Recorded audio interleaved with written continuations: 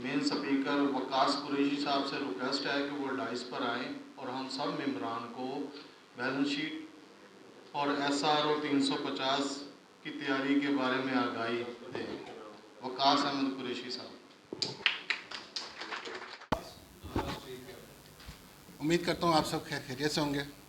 सबसे पहले मैं शुक्रिया अदा करूँगा जनाब सदर शब्बीर फ़खरुद्दीन साहब का, जनाब जनरल सेक्रेटरी राना मोहम्मद इमरान साहब का, जिन्होंने हमें मौका दिया कि हम बार मेंबरान के साथ मिल के ये समझ सकें कि SRO 350 हमसे क्या रिक्वायर करता है, क्या चाहता है।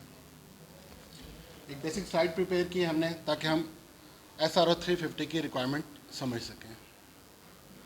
आज का सेशन हमारा इस तरह से प्लान्ड है। सबसे पहले हम डिस्कस करेंगे SRO 350 हमसे क्या कंप्लाइंस करने के लिए क्या क्या चीज़ें मैंडेटरी हैं, कंप्लाइंस नहीं करेंगे तो क्या हमें पॉसिबल पेनल्टीज़ हो सकती हैं। इस सेशन में हम डिस्कस करेंगे कि बैलेंस शीट कैसे ड्रॉ की जाती है, बैलेंस शीट आईरिस में किस तरह से सबमिट की जाएगी। कोशिश करेंगे हम आपको ये सारा प्रैक्टिकल डेमोन्स्ट्रेशन के थ्रू कंप्लीट करके दिखाएं।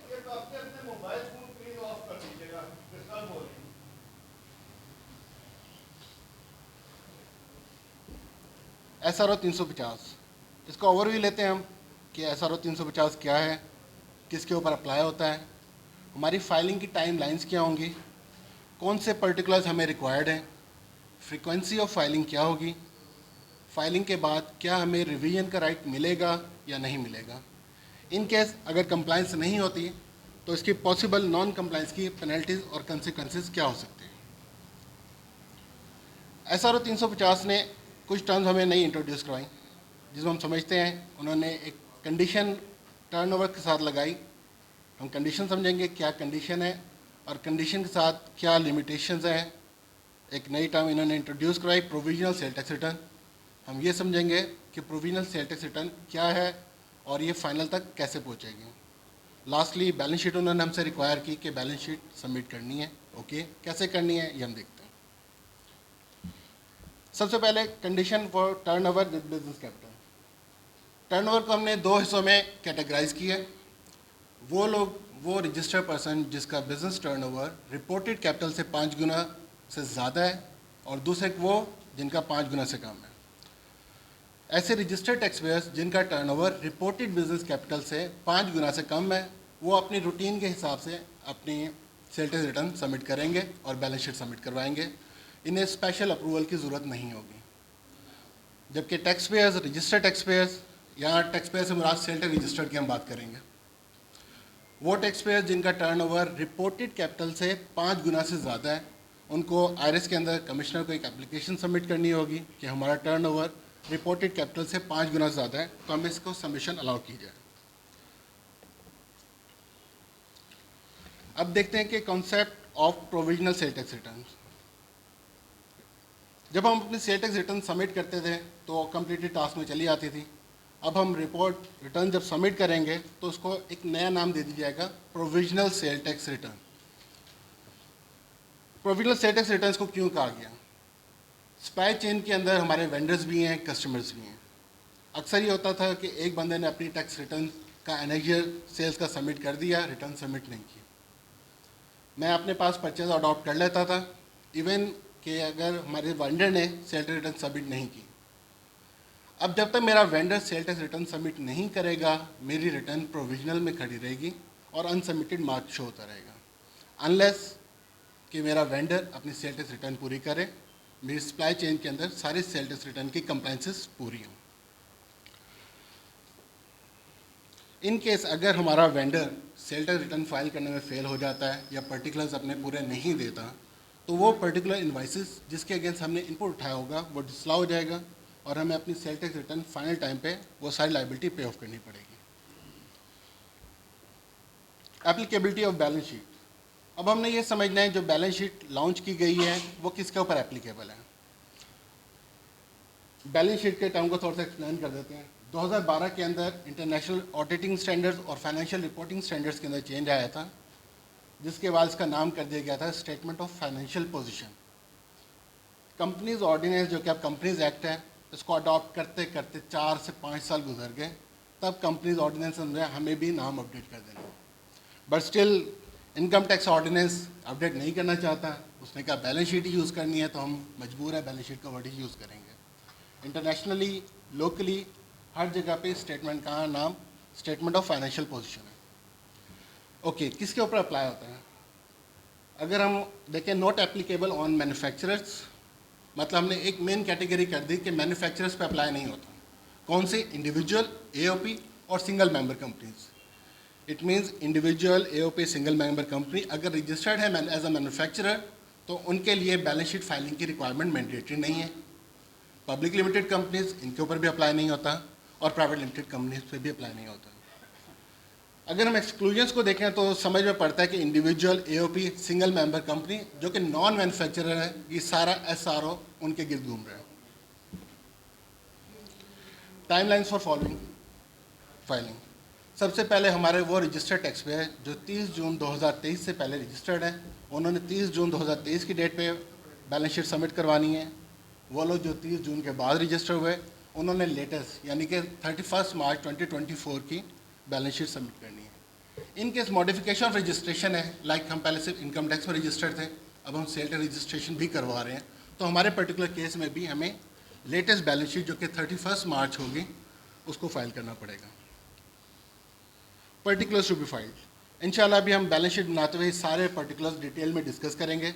यहाँ इन अ ग्लैंस बता देते हैं कि हमसे क्या रिक्वायर किया गया है। रजिस्टर्ड पर्सन ने बताना है कि हमारा बिजनेस कैपिटल कितना है। अगर कोई मैंने लॉन्ग टर्म बोरोइंग की हुई है आइदर डायरेक्टर से, शेयर होल्डर से, तो वो बतानी है। मेरे ट्रेड पेबल्स कितने हैं, और इनके अलावा कोई और लाइबिलिटीज़ जैसे WWF, WPPF, ये हमने पर्टिकुलर्स बताने हैं। एसेट्स के अभी वो मेन कैटेगरीज की बात करता है कि फिक्स एसेट हमें बता दें कितने हैं, इन्वेंट्रीज, बैंक बैलेंस, और आखिर में other assets. Frequency of filing क्या होगी? वो बंदा जो कि ऑलरेडी सिस्टम में रजिस्टर्ड है, एक बार उसने अपनी बैलेंस शीट फाइल करनी है इस रिक्वायरमेंट के पॉपअप होने के बाद। हाँ, अगर उसको लगता है कि उसकी इक्विटी स्ट्रक्चर में कोई चेंज आया है, कोई नई इक्विटी उसने बिजनेस में इंजेक्ट की है, या बिजनेस से ड्राइंग्स की हैं, तो उसको मॉडिफिकेशन अलाउड है। New registration at the time of registration हम लोग फाइल करेंगे। SRO 350 ने एक और कॉन्सेप्ट इंट्रोड्यूस कराया है, बायोमेट्रिक रीवेरिफिकेशन। प्रीवियस से होता क्या था, जब हम सेल टैक्स रजिस्ट्रेशन का प्रोसेस अपना कंप्लीट करते थे, एक बार हमने बायोमेट्रिक करवानी होती थी और हमारा प्रोसेस कंप्लीट। अब इन्होंने कहा है कि आपको हर साल जुलाई के महीने के अंदर अपनी बायोमेट्रिक रीवेरिफिकेशन करवानी है। Individuals, AOPs through authorize managing partner और डायरेक्टर SMC का। अगर आप जुलाई में अपनी सेल टैक्स के लिए बायोमेट्रिक दोबारा नहीं करवाएंगे या कोई भी रीज़न है आप बायोमेट्रिक नहीं दे पा रहे, तो कमिश्नर से आपको उसका अप्रूवल लेना पड़ेगा। इन केस अगर हम नॉन कंप्लाइंट रहते हैं, से मैं कहता हूँ हमारे वेंडर ने सेल टैक्स रिटर्न फाइल नहीं की किसी भी रीज़न की वजह से ड्यू डेट पे, तो उन पर्टिकुलर ट्रांजेक्शन्स के ऊपर जो मेरा इनपुट टैक्स कटा हुआ था वो डिसअलाउ हो जाएगा और मुझे अपने रिटर्न को वैलिड करने के लिए वो साथ पे करना पड़ेगा। Steps for creating a balance sheet. Balance sheet जिस तरह शबीर साहब ने बताया कि इतना इजी नहीं है जितना हम कह सकते हैं बस बैलेंस शीट बना दें। बैलेंस शीट की प्रिपरेशन के लिए हमें अकाउंटिंग साइकिल को समझना पड़ेगा कि अकाउंटिंग साइकिल क्या है। हम रोज़मर्रा ट्रांजैक्शंस कर रहे होते हैं, इन्वेंट्री परचेज कर रहे होते हैं, रिसीवेबल से पैसे आ रहे हैं, पेबल्स की पेमेंट जा रही हैं, बिल्स की पेमेंट जा रही हैं, इस सब को हम कहते हैं अकाउंटिंग रिकॉर्ड। अकाउंटिंग रिकॉर्ड हम अपनी ट्रांजैक्शन जो कि नॉर्मली आप सब समझते हैं कि डेबिट और क्रेडिट करके हम रिकॉर्ड करते जाते हैं। इन जर्नल एंट्रीज का दूसरा इफेक्ट जाता है लेजर के अंदर। लेजर लाइक मैं बात करता हूँ से repair and maintenance. Repair and maintenance के लेजर में हमने आज एक पेमेंट की, कल एक पेमेंट की, परसों एक पेमेंट की, ये सारे उस लेजर में कंपाइल होती जाती हैं। और जो भी हमारा रिपोर्टिंग पीरियड होगा, चाहे वो जून हो, चाहे दिसंबर हो, चाहे मार्च हो, उस पर्टिकुलर डेट पे लेजर्स के टोटल बैलेंस ट्रायल बैलेंस को ट्रांसफ़र हो जाते हैं। ट्रायल बैलेंस हमारे सारे फाइनेंशियल परफॉर्मेंस और फाइनेंशियल पोजीशन के फिगर्स दे रहा होता है, लेकिन हम उससे कुछ रिजल्ट नहीं निकाल सकते कि आज हम कहाँ खड़े हैं या हमारी क्या फाइनेंशियल परफॉर्मेंस थी। इस स्टेप को कंप्लीट करने के लिए हम बनाते हैं बैलेंस शीट और इनकम स्टेटमेंट। बैलेंस शीट क्या है? बैलेंस शीट एक ऑर्गेनाइजेशन का एक स्क्रीनशॉट है, एक स्नैपशॉट है कि एज एट दिस डेट हम कहाँ स्टैंड करते हैं। लाइक इट्स नॉट अबाउट कि what is our financial performance for the year, it's all about what we are at this particular date, कि हम ये क्या है। बैलेंस शीट हमेशा एक इक्वेशन के तहत बनती है, जिसको हम अक्सर जब अकाउंटिंग पढ़ते थे बेसिक लेवल पे, तो हम कहते थे asset is equal to liabilities plus owners equity. तीन कंपोनेंट हमने इसमें मेन डिस्कस किए। वन इज एसेट, एसेट की बाइफर्केशन हम आगे देखते हैं क्या है। सेकंड, ये must be equal to liabilities, जो हमारे trade payables, account payables, non current liabilities plus owners equity.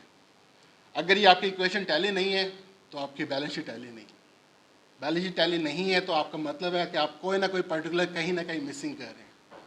हमेशा इसका एंड रिजल्ट रिकनसाइल आएगा, इनका डिफरेंस हमेशा जीरो होगा। बैलेंस शीट को हम छोटे छोटे स्टेप्स में समझते हैं कि कैसे बनाएंगे। जब भी कोई स्टेटमेंट हमें प्रिपेयर करनी होती है तो हमने देखना होता है यार ये स्टेटमेंट जो बनाने जा रहे हैं किसकी है, इसका टाइटल क्या है और किस पॉइंट टाइम पे बन रही है। जैसे हमारे केस में, जैसे मैंने एग्जांपल ली, द सैंडविच शॉप, ये ऑर्गेनाइजेशन है। बैलेंस शीट वो रिपोर्ट जो हम क्रिएट करने जा रहे हैं, ये उसका टाइटल है। और मार्च 31, 2024 ये उस पॉइंट टाइम के ऊपर है जिस पे मैं ये बनाने जा रहा हूँ। नेक्स्ट पे आते हैं। लाइक अभी आपको यहाँ से पता चलेगा टॉप पे हु, the sandwich shop, what, balance sheet, when, March 31, 2024। तीन पर्टिकुलर्स हमने डिस्कस किए। किसकी बैलेंस शीट बना, किसकी डॉक्यूमेंट बनाए जा रहे हैं, ऑर्गेनाइजेशन क्या है, कौन सा डॉक्यूमेंट बना रहे हैं और किस डेट पे बना रहे हैं।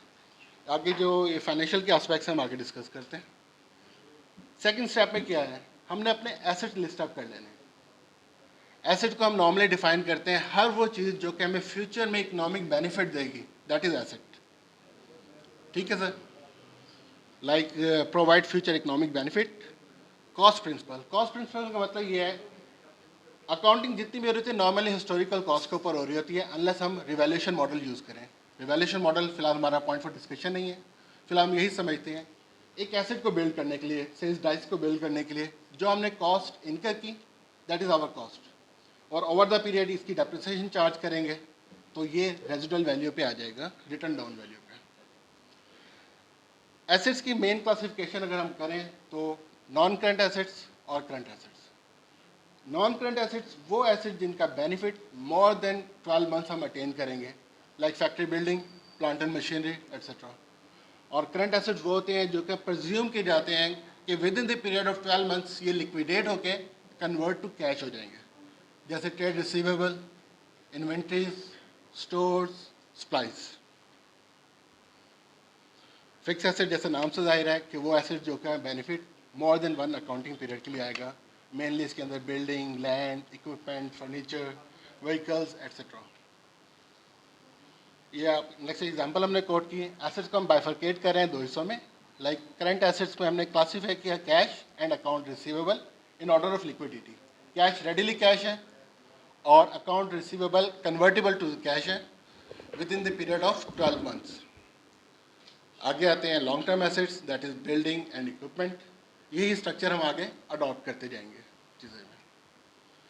दूसरे स्टेप पे हम समझेंगे हमारी लाइबिलिटीज़ क्या हैं। लाइबिलिटीज़ अगेन जिस तरह एसेट दो तरह के होते हैं, करंट और नॉन करंट, इस तरह लाइबिलिटीज़ की भी दो कैटेगरीज होती हैं, नॉन करंट लाइबिलिटीज़ और करंट लाइबिलिटीज़। एसेट्स में हमने डिस्कस किया कि वो एसेट जिसका बेनिफिट मोर देन 12 मंथ्स आएगा वो नॉन करंट एसेट होंगे।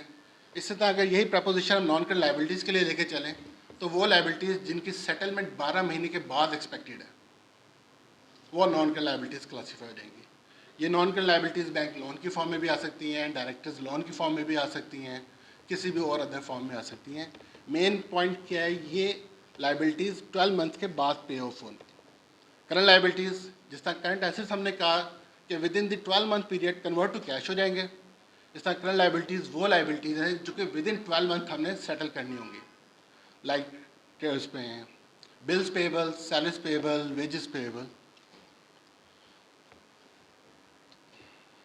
नेक्स्ट करते हैं ओके। जिस तरह हमने एसेट्स को बाइफरकेट किया, इस तरह हमने लाइबिलिटीज़ को भी बाइफरकेट कर लेते हैं। लॉन्ग टर्म एसेट्स जो कि मोर देन 12 मंथ की होंगी, more than 12 month, after 12 month की पेमेंट जाएगी।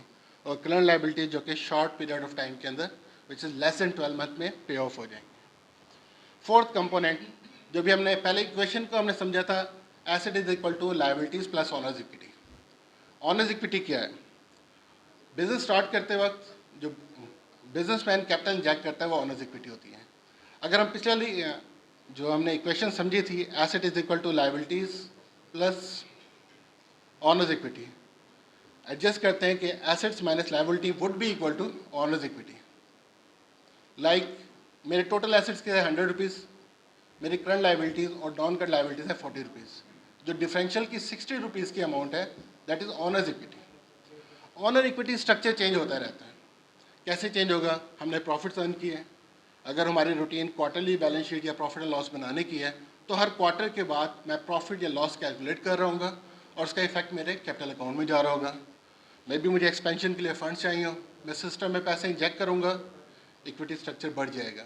ये वो इवेंट है जिस पे हमें modification of balance sheet allowed होगी इनकम टैक्स रिटर्न के अंदर भी। कौन से इवेंट हो सकते हैं? प्रॉफिट क्रिएशन, ड्राइंग, लॉसेस और विड्रॉल ऑफ कैपिटल। नेक्स्ट पे आ जाए। जब हम इन सारी चीज़ों को सम अप करते हैं तो हमारी एक बेसिक स्ट्रक्चर की बैलेंस शीट ड्रॉ होती है। हमने डिस्कस किया कि asset is equal to liabilities plus owners equity. अगर हम इस इक्वेशन में देखें, हमारे एसेट्स हैं current asset cash 1150, account receivable 3400, equipment building that total 60,625। इसकी कॉरस्पॉन्डिंग लाइबिलिटीज साइड पे आ जाते हैं, account payables, loan payables, liabilities, owners equity. Again this sum is 60,625। Balance sheet हमेशा रिकनसाइल्ड होगी और बैलेंस शीट हमेशा आउटकम होगी हमारी इकोनॉमिक एक्टिविटी का, जो कि ना अकाउंटिंग साइकिल के थ्रू रिकॉर्ड करनी है। नॉर्मली देखा जाता है कि हमारे पास इंफॉर्मेशन पूरी नहीं होती है। अब हम मजबूर होते हैं, क्लाइंट इतना लिटरेट नहीं है कि वो थॉरो ये चीज़ें बना के दें, हमें ट्रायल बैलेंस बना के दे, प्रॉफिट एंड लॉस बना के दे, बैलेंस शीट बना के दे। But being adviser we have to do this job. अब ये जॉब हम कैसे परफॉर्म करते हैं? हमारे पास अनइवन इन्फॉर्मेशन होती है, इनकम्प्लीट इन्फॉर्मेशन होती है।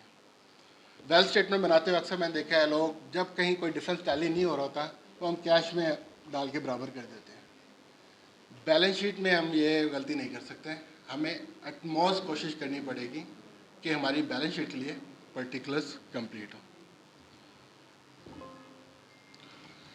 अब प्रैक्टिकली हमने कैसे ये फाइल करनी है, इसलिए मैं रिक्वेस्ट करूँगा सलमान साहब से कि वो बताएं कि आईआरएस के अंदर फ्लो स्क्रीन के थ्रू कि ये बैलेंस शीट कैसे फाइल होगी, और उसके बाद हम इसके एक प्रैक्टिकल डेमोन्स्ट्रेशन भी करते हैं। और इंशाल्लाह इसकी डेमोन्स्ट्रेशन के बाद हम अपना क्वेश्चन आंसर सेशन रखेंगे, जिसमें हमारी कोशिश होगी जितने भी हमारे मेंबर्स के सवाल हों उनको प्रॉपर्ली एड्रेस किया जाए।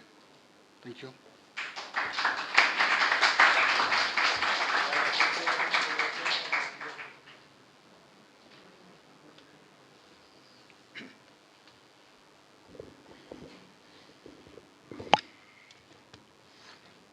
बिस्मिल्लाहिर्रहमानिर्रहीम।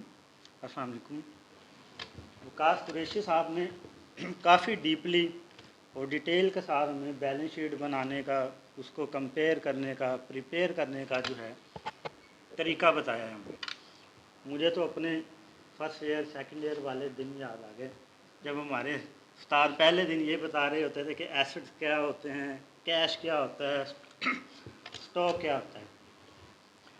एनी हाउ बैलेंस शीट आपने बना ली, इसको टैली करना भी देख लिया, सारा कुछ ये हो गया। प्रैक्टिकली इसको हमने आप सब ने देखा हुआ है। लॉगिन करने के बाद जैसे आईआरएस में आप आएंगे, ये डैशबोर्ड एक ओपन हो जाता है। इसमें income tax return filing, sale tax return filing, आपकी प्रोफाइल, सारा कुछ जो है इस डैशबोर्ड में दिया गया है। जैसा आप टैक्स पेयर का नाम देखेंगे, यहाँ जो साइन आउट का जो बटन है उसके पास एक पुल डाउन मेन्यू आपके पास आ जाता है, जहाँ के आप क्लिक करें और एक विंडो ओपन हो जाएगी जहाँ से आप प्रोफाइल में जा सकते हैं। प्रोफाइल में जैसे आएंगे एक विंडो ओपन हो जाएगी जिसमें आपके पर्सनल डिटेल्स जो हैं ये सारी आ जाएगी।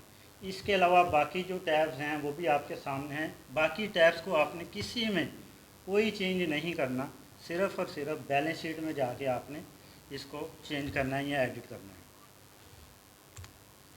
जैसे आप बैलेंस शीट में आ जाएंगे, एक नया टैब ओपन हो जाएगा जिसमें ये सारी बैलेंस शीट दी गई है। ये इस विंडो में जब आप आएंगे तो ये अभी अनएडिटेबल है, यहाँ आप कुछ भी नहीं कर सकते, सिर्फ आप इसको देख सकते हैं और महसूस कर सकते हैं। जैसे ये 7 बटन आपके पास शो हो रहा है, ऐड वाला बटन आप प्रेस करेंगे तो एक नई विंडो ओपन हो जाएगी और ये सारी की सारी बैलेंस शीट जो है ये एडिटेबल हो जाएगी। इसमें देखिएगा कि आपके पास कोई कैलकुलेट का बटन नहीं है, सेव करने का सिर्फ एक बटन है और इसके अलावा कोई भी ऑप्शन जो है वो अवेलेबल नहीं है। बैलेंस शीट जो आपने बना ली उसमें इक्विटी एंड लायबिलिटीज आपने देख लिया, एसेट्स सारे देख लिए, इसमें उसी की जो डिटेल्स हैं वो दी गई है। कोशिश करें अपनी जो बैलेंस शीट है वो एक्सेल में लाजमी ड्रा करें, क्योंकि यहाँ आपको ये कोई भी डिफरेंस या इनवैलिड जो है वो फिगर कोई भी नहीं वो बताएगा। ऐसे अगर आप फाइल कर देते हैं तो ये फ़ाइल तो हो जाएगी लेकिन आपकी सेल टैक्स रिटर्न फाइल नहीं होगी, वहाँ आपको एरर आ जाएगा कि आपकी जो बैलेंस शीट है वो टैली नहीं है। तो कोशिश करें अपनी जो बैलेंस शीट है वो एक्सेल में लाजमी ड्रा करें और उसके बाद वहाँ से यहाँ से फिगर जो है वो पंच करना शुरू करें। सारे डाटा जो है वो पंच करने के बाद जैसे आप इसको पंचिंग करते जाएंगे, जो फिगर आपके पास नहीं है, रेलिवेंट हेड सारे मौजूद हैं, आपके पास वो फिगर नहीं मिलती, आप वहाँ ज़ीरो लाजमी प्रेस करें। ज़ीरो के अलावा अगर खाली छोड़ देंगे कोई भी सेल जहाँ आपने कुछ भी नहीं लिखा, ये इंफॉर्मेशन सेव नहीं होगी। तो ज़ीरो लाजमी करें और बाकी जो भी आपने बैलेंस शीट ड्रा की हुई है उसको लाजमी फिल करें। सारा डाटा फिल करने के बाद जैसे आप इसको सेव करेंगे आपको एक वेरिफिकेशन विंडो देगा, क्या आप इसको सबमिट करना चाहते हैं या नहीं। तो इसको कीनली जो है ऑब्ज़र्व करके फिर सबमिट कीजिएगा, क्योंकि इन फ्यूचर जो प्रोफाइल में बैलेंस शीट दी गई है ये यहाँ आके कभी चेंज नहीं होगी। इसके लिए आपको एक अलहदा एप्लीकेशन देनी पड़ेगी। उसकी मॉडिफिकेशन कैसे होगी वो भी नेक्स्ट हम देख लेते हैं। दोबारा आप वैसे आईआरएस के डैशबोर्ड में आ जाएंगे जहाँ हमारे रजिस्ट्रेशन फॉर्म वगैरह आ जाते हैं, 181 है, मॉडिफिकेशन है, सेल टैक्स वाले हैं। वहीं एक नया टैब इन्होंने दिया हुआ है, sale tax registration modification to add benefit. इसको जैसे आप ओपन करेंगे तो आपके पास एक नई विंडो ओपन हो जाएगी जिसमें 4 ऑप्शन आपके पास दिए गए हैं। अब कंटेंट में आपने जो एप्लीकेशन देनी है, लेटर लिखकर लिखना है, वो सारा का सारा आप उसमें वर्ड में ड्राफ्ट करें और यहाँ कॉपी पेस्ट कर दें। सेकंड इसमें डाटा में आ जाएंगे तो आपको दोबारा से सेम वही बैलेंस शीट जो आपने प्रोफाइल में जाके फिल की थी इधर दोबारा आ जाएगी। एक चीज़ यहाँ ये नोट कीजिएगा कि यहाँ जो बैलेंस शीट फिर आपने बनानी है, इन केस वो 30 जून की थी या 31 मार्च की थी, यहाँ आपकी जो नई बनेगी वो उस रेलिवेंट डेट की होगी। कोशिश ये करें जिस मंथ की आप सेल टैक्स रिटर्न फाइल कर रहे हो उसी मंथ के लास्ट की जो है वो लेटेस्ट बैलेंस शीट बना लें। इसमें आपको cell purchase, profit calculation, receivable, payable और स्टॉक की कैलकुलेशन करने में आसानी हो जाएगी। सारा डाटा जो है आप अपना यहाँ पंच करें। अटैचमेंट में जो बैलेंस शीट आपने एक्सेल में ड्रा की है उसको पीडीएफ में आपने स्कैन करना है और साथ यहाँ अटैच करना है। एक चीज़ और याद रखिएगा, जो भी आप बैलेंस शीट अटैच करें उसमें अगर इक्विटी में चेंज आ रहा है, स्टॉक में चेंज आ रहा है, रिसीवेबल पेएबल में चेंजेस आ रहे हैं, उसका रेलिवेंट इन्फॉर्मेशन जो है वो आपको देनी पड़ेगी अपनी एप्लीकेशन के साथ। अटैचमेंट के बाद आप उसको सबमिट कर देंगे। जैसे आप उस मंथ की सेल टैक्स रिटर्न ओपन करेंगे, बाकी सारे टैब्स जो हैं ये सेल टैक्स में सब ने देखे हुए हैं, एनेक्स्चर सी है, आई है, जे है। असाइनमेंट के टैब में आएंगे तो वहाँ से एक और ऑप्शन आपके पास विंडो ओपन हो जाएगी जहाँ आपने वो सेम रिक्वेस्ट जो वहाँ आपने उसी फॉर्म में लेटर बनाया था, जो रिक्वेस्ट बनाई थी, वो सेम एज इट इज़ इसको ओपन करें और आगे एक विंडो आ जाएगी, वहाँ इसको पंच कर दें, कॉपी पेस्ट। 2 वाली ऑप्शन जो ऑप्शन नंबर 1 आ रही है, इसको आप प्रेस करेंगे तो आपके पास एक लिस्ट ओपन हो जाएगी जिसमें आपका रेलिवेंट ऑफिसर, कमिश्नर है, डीसी है, जिसको भी आपका यूनिट मार्क है वो आपके पास शो हो रहा होगा। नाम सेलेक्ट करें, उसके बाद कंटेंट की जगह आपने वो सेम लेटर जो है यहाँ कॉपी पेस्ट करना है और इसमें भी वहाँ जो आपने एप्लीकेशन दी है मॉडिफिकेशन वाली, पीडीएफ डाउनलोड करें और यहाँ अपलोड करके इसको सेव लाजमी करें। इसको फिर डाउनलोड करें, इसका जो प्रिंट है और आपके जो पहले वाली मॉडिफिकेशन एप्लीकेशन का प्रिंट है, इसमें कवर लेटर के साथ आप रेलिवेंट अफसर को जमा करवाएंगे। प्रायर जो है वेरिफिकेशन के बाद अगर वो आपको अप्रूवल दे देता है तो आपकी फिर रिटर्न को सबमिट हो जाएगी। नेक्स्ट हम इसको प्रैक्टिकली करके देख लेते हैं। आयरिश के डैशबोर्ड आप ये देख रहे हैं, वैसे ही मैंने टैक्स पेयर का जहाँ नाम आ रहा है एक यहाँ ऑप्शन आ जाएगी, यहाँ प्रोफाइल आप यहाँ ओपन कर सकते हैं। ये हमारी मेन जो पर्सनल डिटेल है टैक्स पेयर की, इसी में आपने कोई चेंजेस नहीं करनी। यहीं हमारे पास एक ऑप्शन है बैलेंस शीट की, वो दी गई है। जैसा कि हम ये ऐड वाले बटन को प्रेस करेंगे, अब देखें कोई भी चीज़ एडिटेबल नहीं है, कहीं भी मैं कुछ लिख नहीं सकता। ये ऐड का बटन प्रेस करें, मैंने एक बैलेंस शीट जो है वो ड्रा की हुई है, तो मैं आपके साथ शेयर कर लेता हूँ।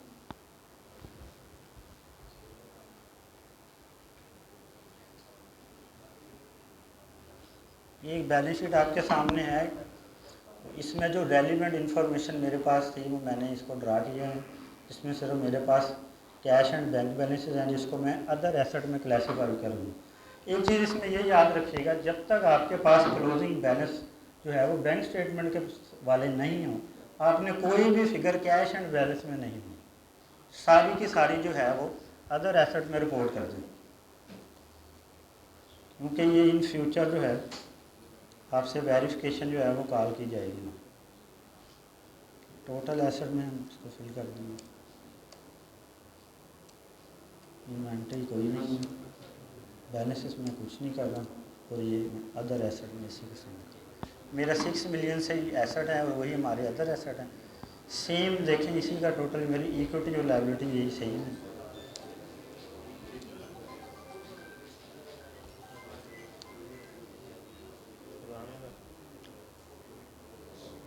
यही मेरा कैपिटल आ जाएगा,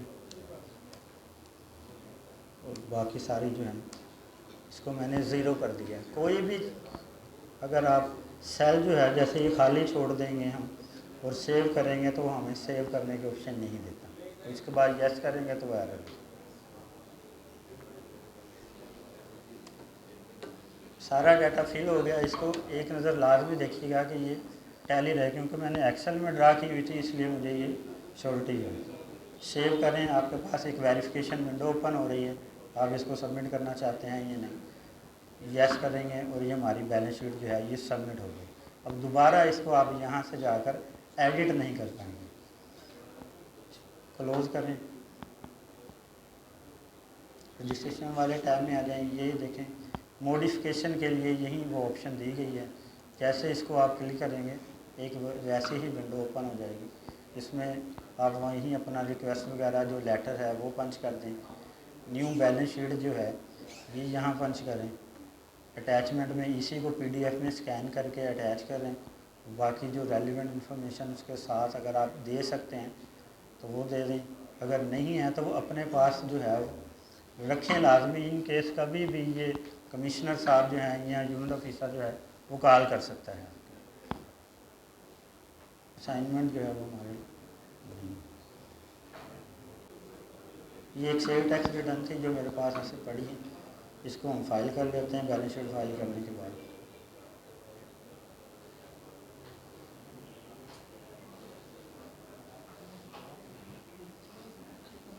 इन्वेस्टर सी में आ गए।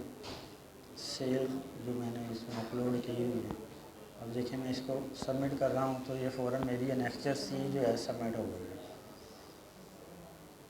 अब इसमें जो ये फैब की मेरी रिटर्न है, मेरी जो परचेजेस थी, तो सेलर की रिटर्न का स्टेटस आप देखेंगे तो ये सारा सबमिटेड आ रहा है। अगर ये किसी भी सेलर में ये स्टेटस अनसबमिट आ गया तो मेरी जो सेल टैक्स रिटर्न है वो सबमिट नहीं होगी, वो एज ए प्रोविजनल रिटर्न जो है वो क्लेम हो जाएगी। ये मेरा सेल ये वो सारा